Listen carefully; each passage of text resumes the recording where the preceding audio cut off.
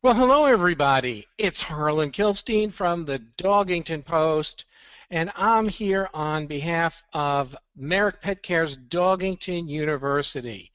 Merrick, of course, is the leader in the real pet food revolution. It's food that's worthy of a fork. You know, sometimes you open up your can of food, of dog food, and you smell it and you go, I can't feed this to my baby. And then you open up a can of Merrick and it smells like real food. It smells like the stuff that you would feed your family. And after all, your fur baby is part of your family. Why not feed them the best? They have a wide variety of dry and wet dog and cat food available nationally at Petco and at other pet independent specialty stores. I happen to buy mine at Whole Foods. Recipes made with USDA inspected deboned meat as the first ingredient and the freshest produce.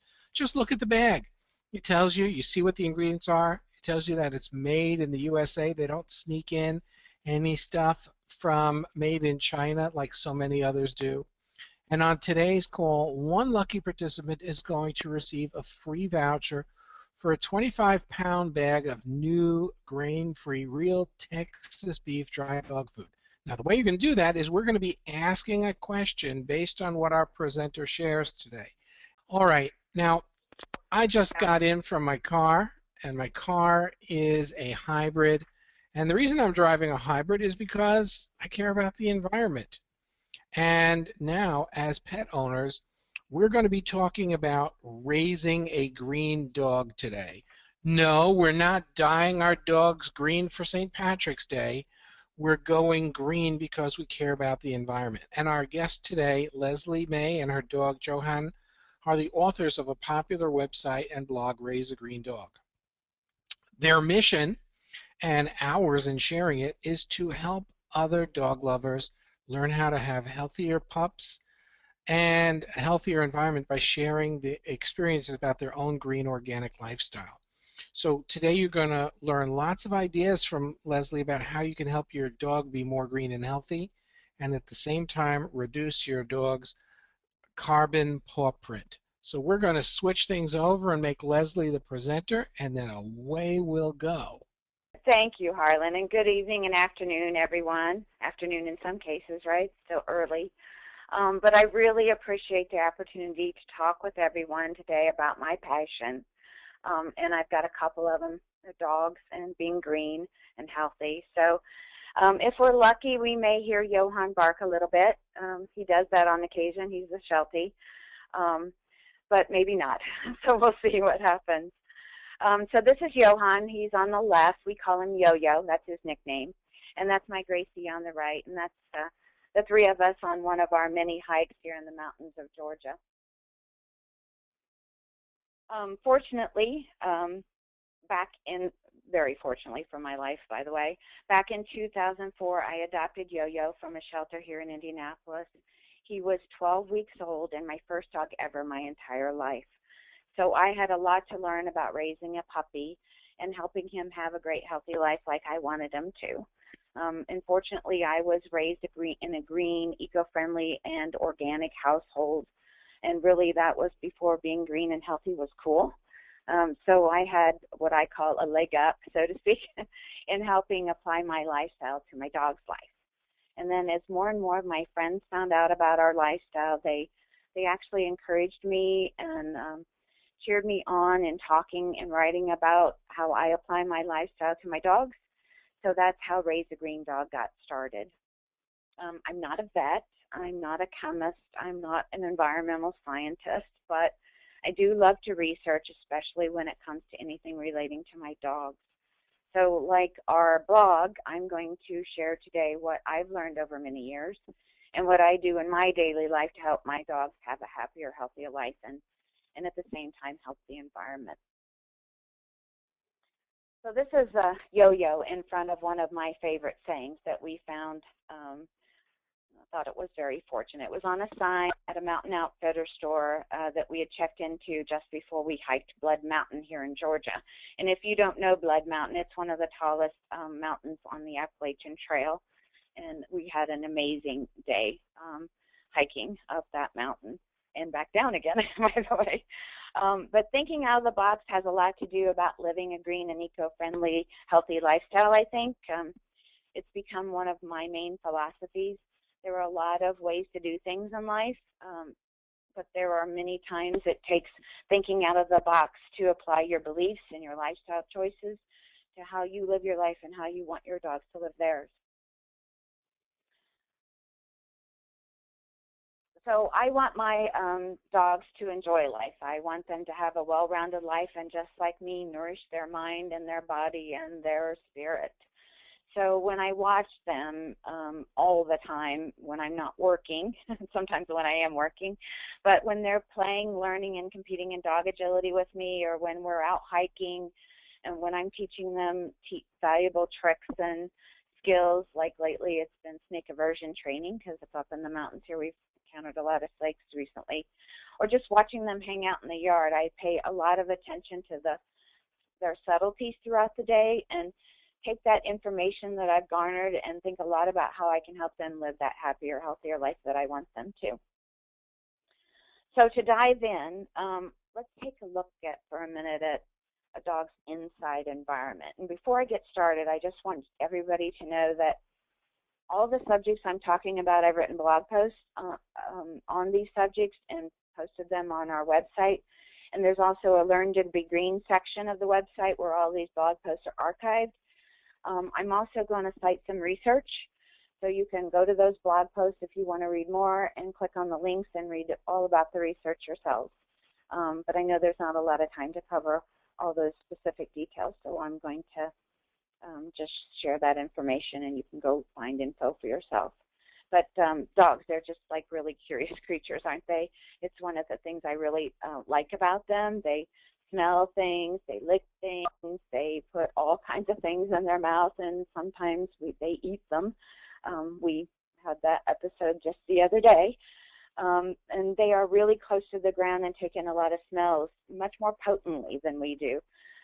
Being inside in more confined spaces is it's really important to keep your dog's inside environment as healthy as possible. So one of the most important things that I talk about and recommend to people is how they clean their homes.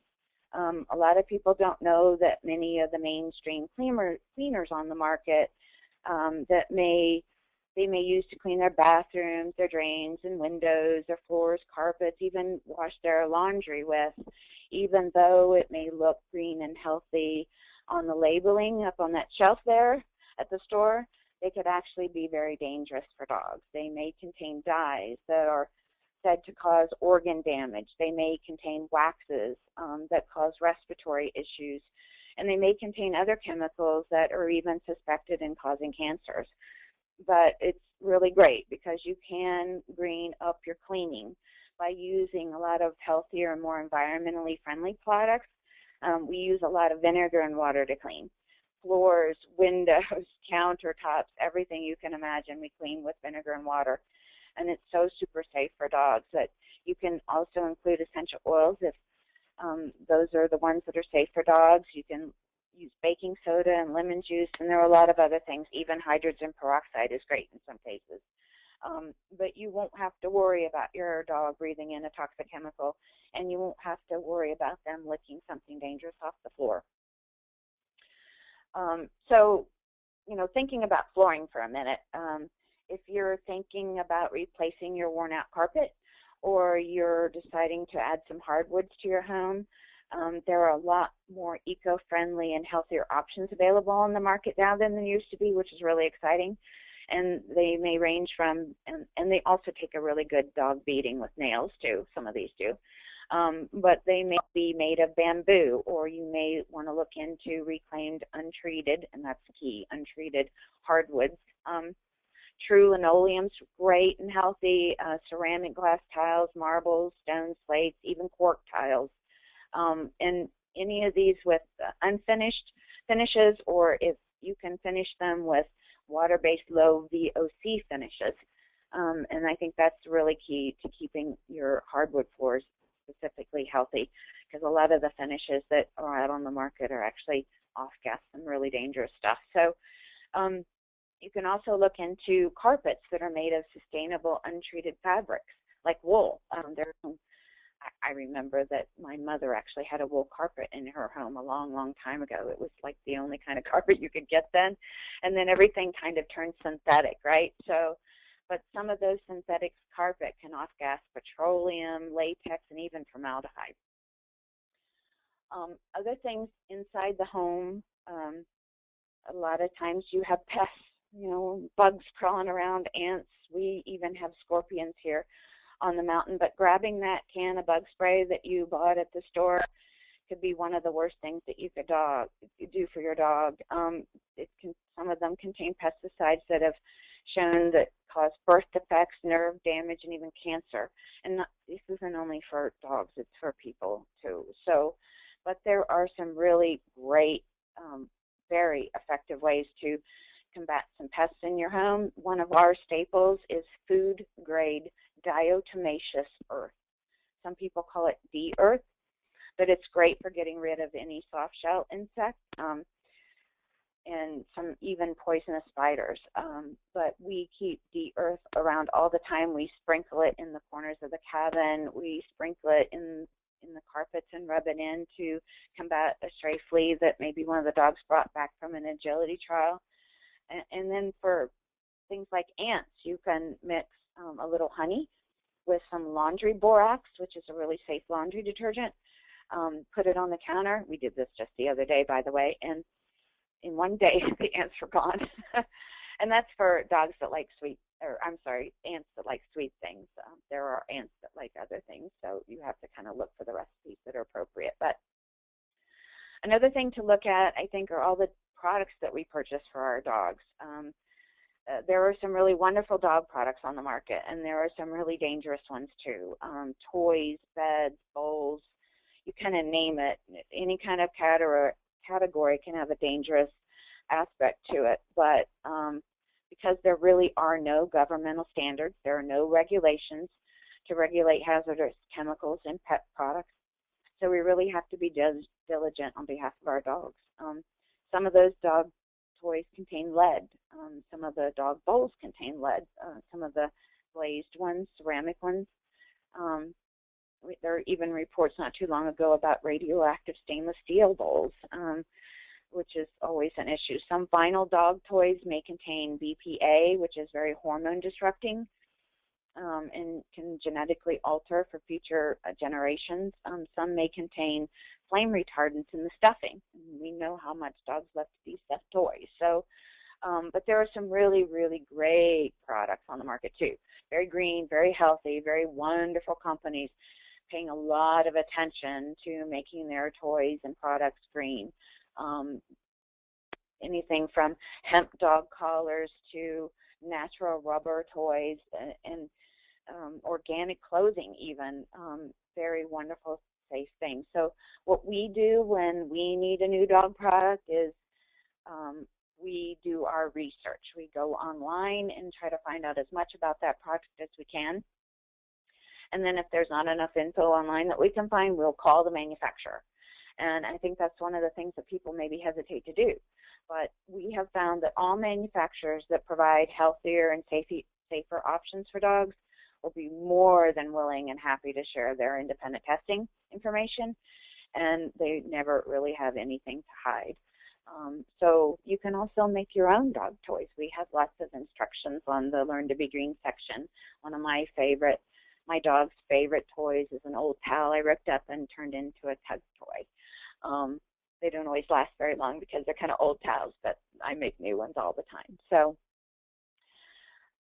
let's take a look now at a dog's outside environment. And this is a picture of Johann on top of Blood Mountain that I talked about a little bit ago.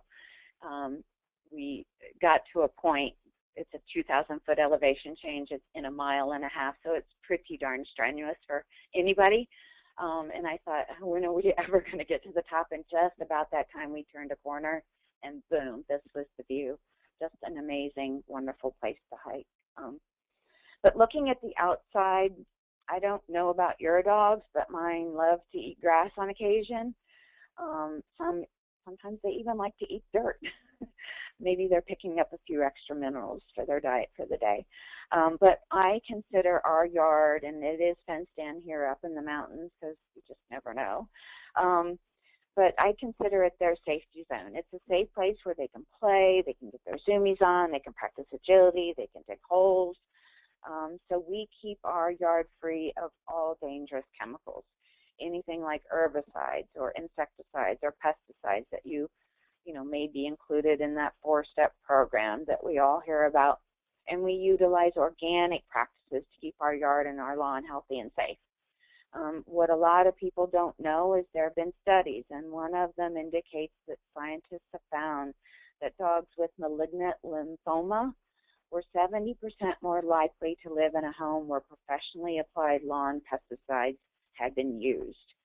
And there are other studies, one very recently by Purdue University, showing that exposure to herbicide-treated lawns have been associated with significantly higher bladder cancer risk in dogs.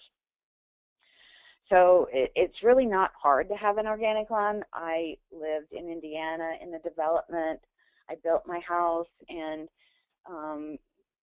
you know, the front lawn kind of comes with it, but the back lawn doesn't. You have to plant it yourself. Sometimes they may give you a little start, but you have to keep it going. And I watched my neighbors take out the roller things, right, and spread stuff on their lawn. And believe it or not, I didn't know what they were doing because I hadn't grown up that way. This is my first house. I had absolutely no clue what they were doing, so I asked them. And they told me it was a Scott's 4-step product or whatever. And I'm like, oh, what's in that stuff? You know, my cats go outside. I like to go out my bare feet. And they showed me the label, and I go, boy, I just really don't think I want to do this. I did research online. I found out some of these things are really dangerous that are included in these products. But so I started doing my own research and looking into organic lawn care. And my mother had grown an organic garden all her life. She knew all the little homemade recipes for combating that bug that ate that plant. She knew it all. So it was all osmosis, and to me. But I had to learn how to take care of my lawn and help feed it, because growing a lawn can be kind of challenging. But you can use corn gluten and put it down before the forsythia blooms in the country. To get it down before then, it will deter a lot of weeds that really want to kind of pop up throughout the year.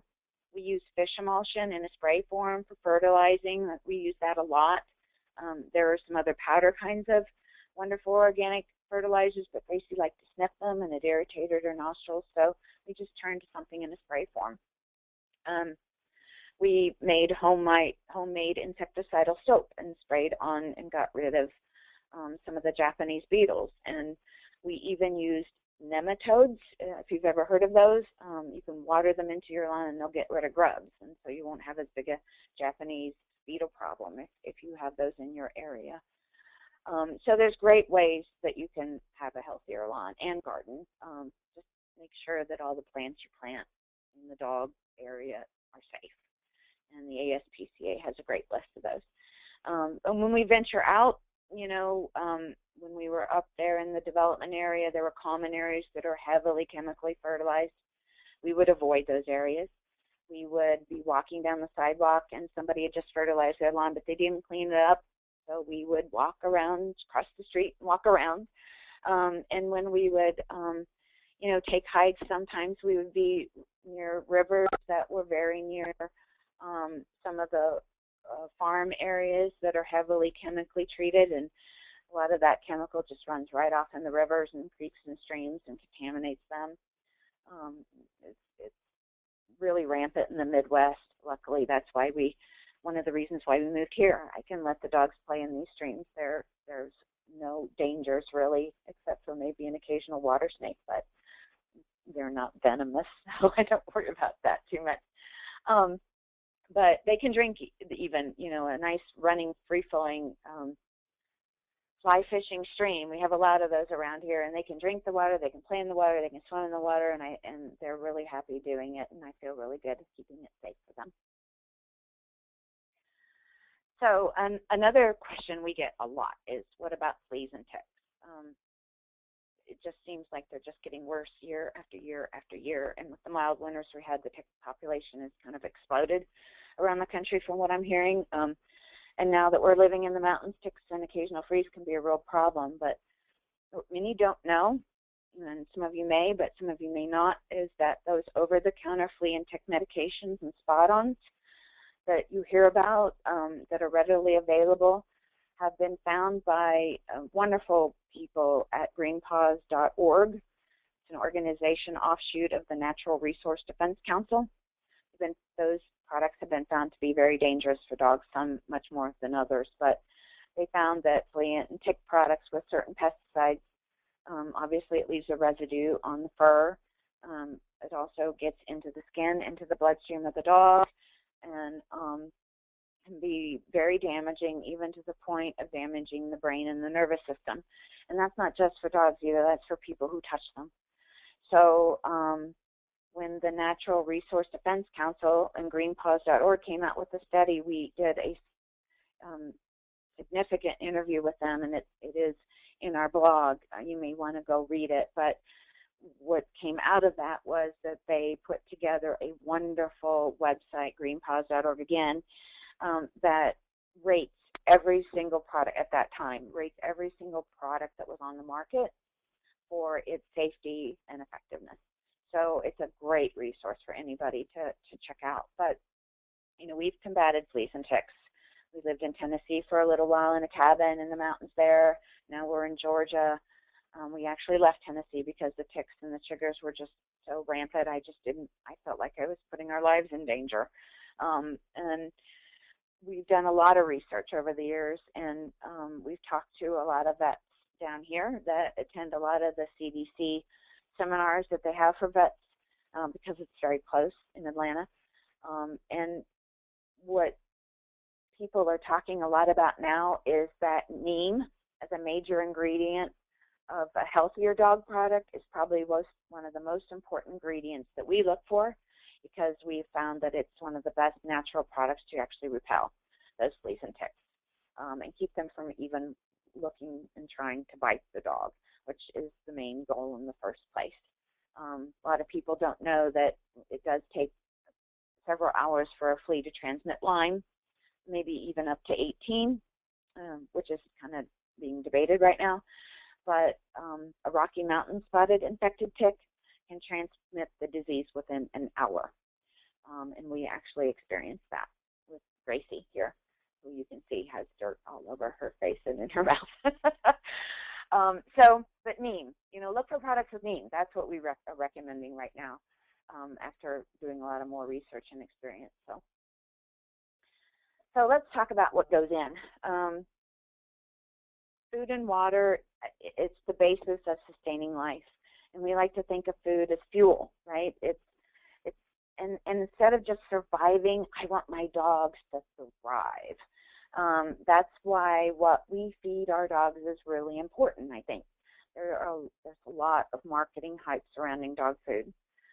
You see all the commercials, and sometimes what you'll see is it's super healthy. It's super energetic for your dog, you know, keeps your dog energetic. It's very, very healthy. It's all natural, blah, blah, blah. And then you look at the ingredients and you go, oh my gosh, I would never feed that to my dog. And so you know, there's nothing regulating that kind of advertising activity. So you really have to do your research. And I actually get advice from a holistic veterinarian that is also a canine nutritionist. She actually slants toward raw. So, but whatever you do, you want your dog to be the healthiest they can be. So, and it's sometimes it's a very personal choice, I believe, and I like to provide all of our readers with different options, some that fit their economic situations, because tough times are very tough. But what I found my whole life is that the most wholesome form of food, the unprocessed, free of unwanted chemicals, pesticides, hormones, antibiotics, the more real it is, the more it's going to provide my body with the most nutrients, vitamins, purest proteins, so that I can thrive. And I really believe it's the same for dogs. They just have a different dietary needs than we do. Do I eat that way every day? No, sometimes life just doesn't allow you to. If I have to have something prepackaged, um, I stick some things in the freezer that are healthier prepackaged options. One of my favorite things is soy mac and cheese from Amy's Frozen. That's one of my go-to things in an emergency. So, there are healthier prepackaged options, but obviously I think the most wholesome form of food is the best kind of food for any living thing. If you want to feed raw, we recommend feeding organic, because if you're feeding a dog raw food that contains antibiotics and hormones, you're almost negating the whole idea of what healthy raw feeding can do for a dog. And make sure it's very well balanced. Consult, canine nutritionists, holistic ones, I think are really great with that. If you feed home cooked, do your research again and make sure that you're providing a very well-rounded diet. If you feed dehydrated, research the company, check with them about the source of the ingredients that they put in their foods, the meats, the vegetables, and try to go as organic as possible. That's what we recommend. And if you feed kibble, which we do sometimes, we travel for dog agility, so taking raw for us for 3 or 4 days is sometimes not possible, but look for the highest quality kibble you can afford. And do your research. There's a wonderful site called dogfoodadvisor.com that we go. It's our go-to site for any questions relating to, Leslie, is this kibble any good? Because I get those a lot, right? They rate all the ingredients. They assess the food. They rate it on a scale of 1 star to 5, and it's just a really wonderful site that a lot of people go to for information. And again, we've consulted our holistic veterinarian, who is also a canine nutritionist, to help us when we were looking for a very well-rounded raw diet. She completely outlined all of the veggies, fruits, and raw foods for us to eat. And there are people, wonderful people out there that do that as well. And when it comes to water, because it's kind of the basis of life too. I mean, a dog can survive without that a whole lot longer than they can survive without water. But we filter. We filter not only for all the major contaminants, but when we were in Indiana, we filtered for fluoride as well. And there are some great products on the market that can do that, because studies have shown that fluoride may lead to cancer in pets. So you want to kind of be really careful. And then when you take your water with you, make sure it's in a BPA-free container. Don't reuse the plastic water bottle you picked up at the store and washed out and heated and everything, because that's going to leach some pretty disrupting chemicals in your dog's water. So what goes in must come out, right? And this is another one of the big questions we get all the time is, what do you do with a dog do? But a dog can actually, an average dog excretes about 3/4 of a pound of waste a day. Now, my Sheltie doesn't do that, but if my Gracie doesn't really either, but they're taking an average, and that's about 274 pounds a year. So that's a lot of dog do that's going out into potentially a landfill, right? But one thing that people don't realize is that using a biodegradable bag may seem like a really great idea, but it really isn't the best idea, because what happens is that biodegradable bag ends up in a landfill. They stir that landfill, so it may be buried, 20 feet under, and with other trash and other waste, and it takes centuries for that biodegradable, wonderful bag to actually biodegrade. So what we recommend is that if you live in the city, this is what we did when we were in Indiana, and live on a city water system that treats the water, and a lot of cities actually recommend this on their websites, is that you flush dog waste. It is one of the most environmentally friendly ways of disposal for your dogs do. And now, we live in the country now, so we've looked at a variety of options for how to deal with it, because we don't want to fill the septic tank up with dog waste. There are a lot of other options we can look into, and we've decided we haven't lived here very long, so we're going to build a dog waste composting system. And there's actually some great blog posts and information that we've written over the years about how to do that. Or you can even buy a dog composting system at a pet store online or in store. But it's a great way to compost your dog waste and really helps the environment. It keeps it out of runoff into streams. It keeps it out of landfills, and it's just a great overall way to kind of take care of that mound of problems, I guess, for lack of a better word. So, you know, healthcare is a huge part of a dog's life, just like it is for humans. And I want my dogs to live the happiest, healthiest life they can. And I think that really the preventative health care is one of the most important things you can do for your dog. Good annual checkups with full blood works so that you can discover any kind of potential underlying issues that you can actually prevent from getting worse. Looking at titers for checking vaccine immunity is a wonderful practice. Over-vaccination has led to many adverse reactions in dogs, compromised immune systems that can lead to other diseases, seizures, even on-site cancers. And we follow Dr. Jean Dodds, that's D as in dog, O-D-D-S, for vaccination protocols. I think she really has it together in what minimally is right for a dog as far as vaccines go. Of course, you have to follow your local laws for some rabies, of course. But some states are looking for sick dogs to have waivers for rabies, so you might want to check your state. But good weight management and exercise is really important, and looking at alternative healthcare options for your dog, like chiropractic, which is what Johann's getting right there in the picture. He's also had acupuncture and massage, Gracie too. And when something isn't right and you just have to seek out some veterinarian advice, look to your local holistic veterinarian. When we moved, and I was looking for a new holistic vet, which is I actually hated leaving my vet, but we had to go seek a better life, right, and have more fun. But the first thing I did was I went to the American Holistic Veterinary Medical Association website, ahvma.org, I believe, and I gathered up a list of all the vets in my area. But I didn't stop there. Because not all holistic vets are created equal, unfortunately. But what I did was I began a process of interviewing each and every one of those vets. I wanted to be satisfied with my choice, and I wanted to make sure that they matched the thinking that I think and my beliefs. So not all of them would talk to me, and that happened, so I just kind of moved on. But I found a good one, and I'm really happy with her. And I also have another vet that's very well versed in tick diseases and snake bites, which are things that I have to really consider around in this situation too. But you've got to be your dog's advocate, just like people have to be their own advocate in the medical system anymore, I think. So play. This is Johann doing agility, one of his favorite things in life, and mine as well. He's been competing. He's going to be 9 in 5 days. And he's still competing. He's doing really, really well. But one of my favorite things is having fun with my dogs. They're just always ready for some adventure. They're ready to head out and compete agility, take a nice long hike.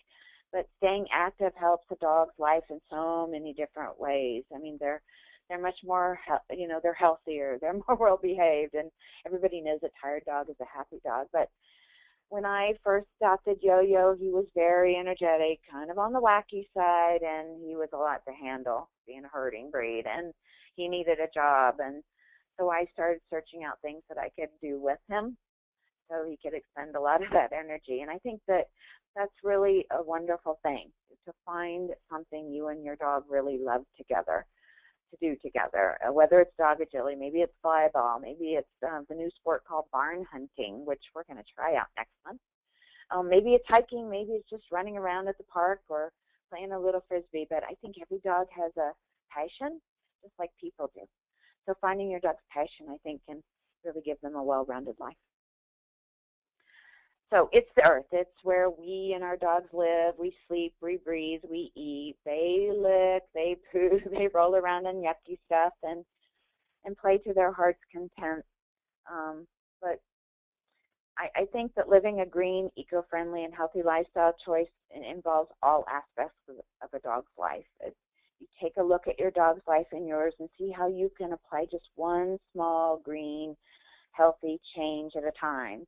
Because a lot of the information I gave and living a full lifestyle, making that change can be kind of overwhelming, but just take one green paw forward, right? So that you can start to incorporate the ways you do things, what you feed your dog, and work towards having your dog have a green dog life as well. Before I take questions, I just wanted to go over those sources of information that I think are super key. Environmental Working Group, EWG.org, the Natural Resource Defense Council, greenpaws.org, Dr. Jean Dodds, and the dogfoodadvisor.com, and of course our website, raiseagreendog.com. And I want to also thank the Raise a Green Dog partners who support our site and help keep us up and running. We showcase their wonderful, amazing products on our website. And so if you're looking for something, you can always head on over there. They're totally paw-approved by Johann the dog himself. So I'm going to turn it back over to you, Harlan, for questions.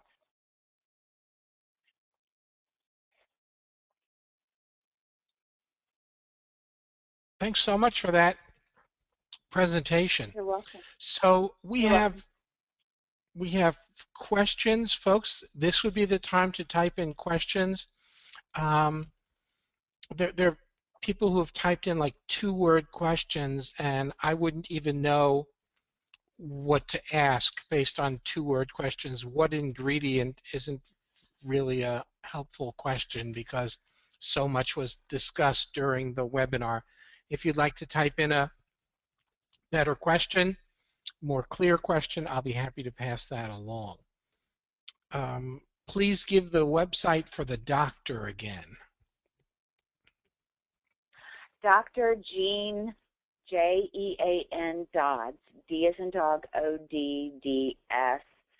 I don't have her website in front of me, but she has a Tumblr and has wonderful posts. She also has a Facebook. I think if you do a search on Google for her name, her website will just pop right up there for you. Let me ask you a question. What do you think is the #1 mistake that dog owners are making with their dogs or cats that is an environmental problem and also a safety problem? Which is the single worst problem that you've found? Gosh, I just really think it's lawn care.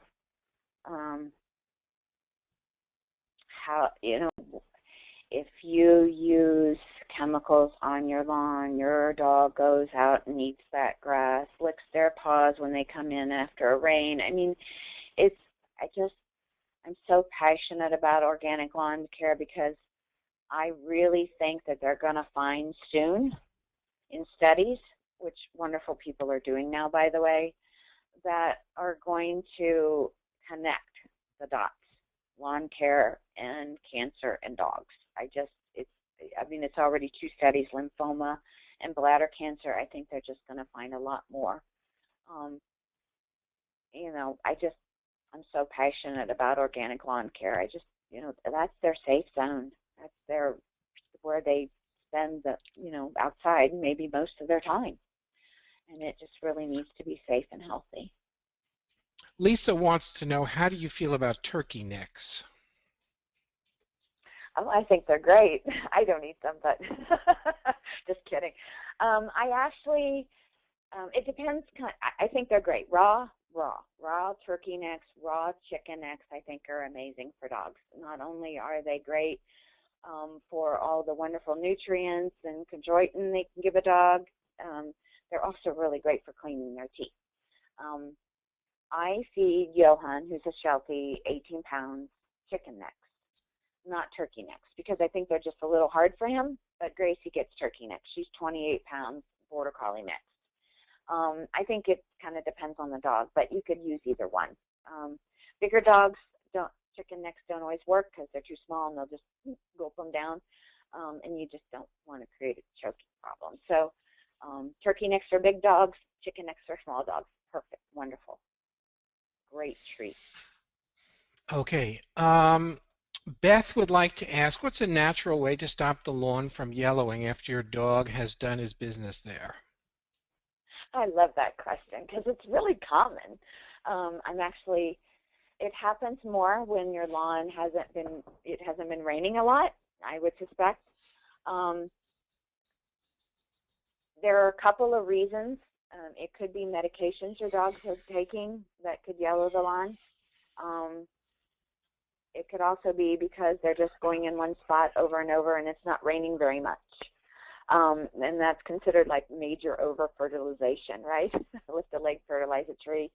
Um, so what you can do, what I would do is, if it's just you think it's the problem just because it's dry, I would actually, water that area of your lawn more often. Maybe even take even to the point of maybe taking a watering can out and just dousing it after they go.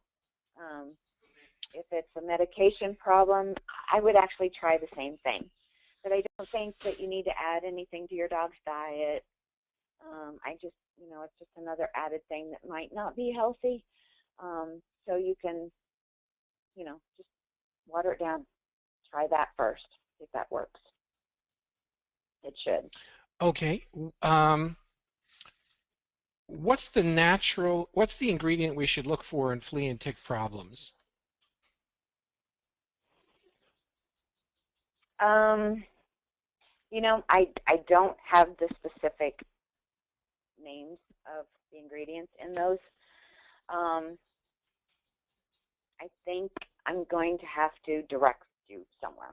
Um, I would go to the Learn to Be Green section of the Raise a Green Dog blog and look for the greenpaws.org blog post. You can read a whole lot about all the types of ingredients that are dangerous in flea and tick over-the-counter medications. And then it will direct you to the Green Paws website where you can find healthier alternatives. But right off the top of my head, I don't have that information. And if you want Okay. to email me, I'll send you the link. my email address is on the website, by the way. Okay. Um, so we've covered quite a bit today, and you're talking about, foods and raw and so forth. What about the same issues that we have that affect humans? And, you know, how do we know that we give our dog something raw like a chicken or turkey, whatever, there isn't a salmonella issue? Does that affect them? Oh, yeah, salmonella is a lot in the news and a lot of concern with people. I actually have first-hand experience with this with my cat. So if your dog, or even cat, I'm not a cat expert, not as much as dogs, but I have lived with cats for 18 years, so I know a little bit. But um, if a healthy dog that's exposed to salmonella won't, most probably, in my experience, have any symptoms or effects from that. And what happened, I was feeding raw to my 17-year-old cat. I have another one that's 18. They actually both got salmonella poisoning. They had one of them had 1 day of vomiting and diarrhea, and it went away the next day. He worked it out of his system very appropriately, in my opinion. If it would have gone on longer, of course, we would have gone to the vet. But the other cat, and this really just happens with cats, I found, is that he had the same symptoms for a day, but he went into an anorexic mode. Cats do that. When their systems are upset, diarrhea, vomiting, that kind of thing, their first instinct is not to eat sometimes, and it was in Wolfie's case. So what I did was, obviously, I took away all that raw food. I suspected it was a raw food issue. And because they are older, they have more compromised immune systems, so it affected them, right? But what I ended up doing was I got a can of really, really healthy organic food for him, cat food, and I hand fed him until he got back to normal eating habits. And it was, cats really shouldn't go on any fasting. It's really bad for their organs. So I hand fed him, and it worked. It worked really, really well. But it was kind of scary, right? Um, but that was a very unusual situation. The cat was 17, 18 years old, right? They had compromised immune systems already. But a healthy dog, generally speaking, will not have issues with salmonella. One that has a great immune system, and we're always looking to build our dog's immune systems to fight off diseases, and that's exactly what happens. One of the things that I tell people to worry about most,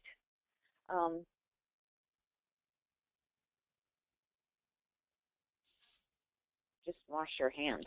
The people need to wash their hands, right? Because people are actually much more susceptible to salmonella than dogs and cats are, as a general rule. I've been eating organic, raw foods, meats, almost all my life. There was a time when I was a vegetarian, but it wasn't right for my body. And I just wash my hands, cook it to its appropriate temperature, cooking temperature. Never, ever had a problem my entire life. I just, people with compromised immune systems may have problems too. I just think that just take precautions. But I don't think, generally speaking, it's a humongous issue. Okay, we have another people question. I can't speak about as much. Sorry. People I can't speak as much about as I can with dogs. I hope you understand that. That's perfect. Carol wants to know if you have any experience with cedar oil as a tick repellent. Yeah, there are some people that think cedar oil might be dangerous for dogs. I have one. Yeah, there are some people that think that. And you know what? They actually have that on greenpaws.org. They rate cedar. And it's not rated the lowest of all. It's rated more dangerous than neem. And now that I have found out that neem is one of the best repellents in the natural form, I've just stuck with that. I've thought about cedar a lot. I've investigated it. And every time I investigate and research it, I'm like, no, I don't think I want to do that. I even avoid cedar chips in my dog's beds. Okay. That's what my research has shown for me. Okay. Margot tells us that neem smells horrible. Yes, it does.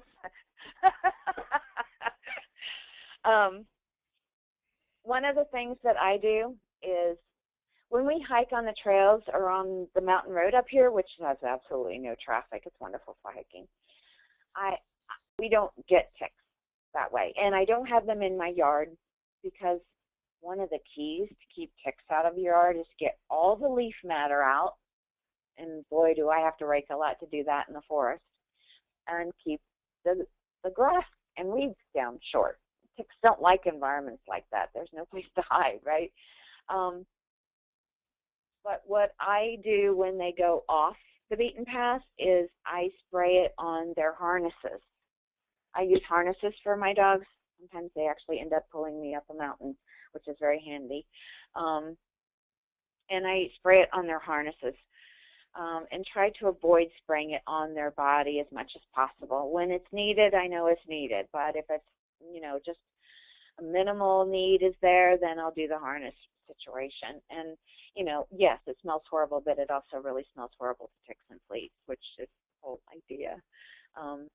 There's even products that have rue in them as well as neem, and boy, those are really kind of stinky. But, the smell kind of goes away after a while if you can bear it initially. Okay, fantastic. Now, we do this thing every day. We ask a question based on something that was taught today. So everyone get ready to type in your answer. And here we go. All right, be ready. This is an odd one. Let's see if anybody gets this. And here's the answer. Here's the question. You give me the answer. And it is, how many pounds of dog dew are produced on average in a year? That kind of stuck out in my mind. That's a good one. Oh my God, the answers that are coming in. We have 30 pounds and 200,000 pounds so far entered. Okay, let's go to the question Brandy suggested, which is much, much easier. What's the most environmentally friendly way to get rid of your dog's waste? And we have Katerina, who says, flush it down the loo. There we go. So, Katrina, you are our winner. Please go ahead and send us an email to info@dogingtonpost.com, and we will be happy to send your name up to Merrick, and they will send you a voucher for a 25-pound bag of their new grain-free real Texas beef dry dog food. They will also donate a bag in your honor to our friends at the National Mill Dog Rescue. Join Merrick's Real Food Revolution on Facebook at facebook.com Merrick Pet Care. And as a matter of fact, why not go over there and share with them a copy of your fur baby and say that they told us on the webinar, Dogington University said share it. And this has been a fascinating call. Leslie, thanks so much for being here. The recording will be posted as soon as possible for you guys to listen to if you missed any part of it. Thanks so much for joining us. We'll be back with more of Dogington University. Thanks so much, everybody. Bye-bye.